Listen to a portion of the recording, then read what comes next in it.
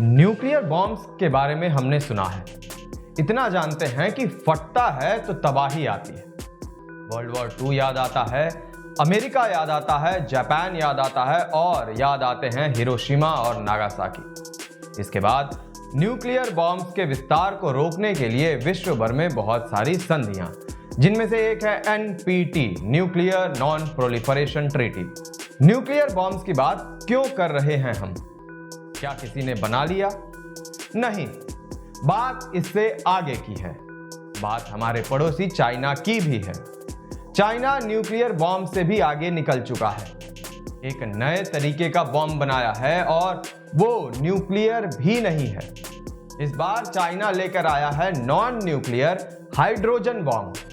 बिना किसी nuclear material का इस्तेमाल किए चाइना ने हाइड्रोजन आधारित बॉम्ब का परीक्षण किया है, जिसमें उसने चेन रिएक्शन तक पा लिया।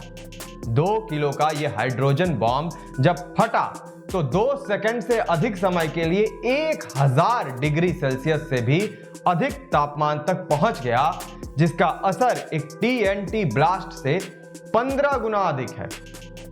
अंडर वाटर वेपन सिस्टम्स के लिए प्रसिद्ध China state ship building corporation 705 research institute के द्वारा बनाया गया ये non nuclear hydrogen bomb magnesium आधारित सॉलिड स्टेट हाइड्रोजन स्टोरेज सामग्री का इस्तेमाल करता है।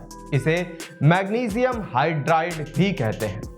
साउथ चाइना मॉर्निंग पोस्ट के अनुसार CSSC के शोध वैज्ञानिक वांग शुएफिंग के नेतृत्व वाली टीम ने कहा, हाइड्रोजन गैस विस्फोट बहुत ही कम इग्निशन एनर्जी से सुलग उठते हैं। इनकी ब्लास्ट रेंज बहुत व्यापक होती है और इससे निकलने वाली लपटें तेजी से बाहर की ओर फैलती हैं और व्यापक क्षेत्र में फैल जाती हैं। इससे चाइना को फायदा क्या होगा?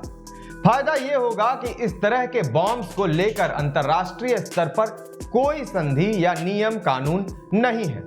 चाइना इस क्षेत्र में बेरोक टोक के आगे बढ़ सकता है। न्यूक्लियर बॉम्ब्स जितने या उससे भी अधिक क्षमता के बॉम्ब्स बना सकता है। हाल में ताइवान को लेकर रस्साकसी बढ़ गई है। अमेरिका का ताइवान को आर्म्स सेल बढ़ गया है। अमेरिकी नेताओं का ताइवान में आना जाना भी खूब हो रहा है और संयुक्त सैन्य अभ्यास भी चल रहे हैं। ऐसे में चाइना भी ताइवान के इर्द गिर्द खूब सैन्य अभ्यास कर रहा है। ऐसे में चाइना का इस तरीके के बॉम्ब्स का परीक्षण करना लाजमी है। ये पूरी खबर आपको कैसी लगी? कमेंट करके अवश्य बताएं। धन्यवाद।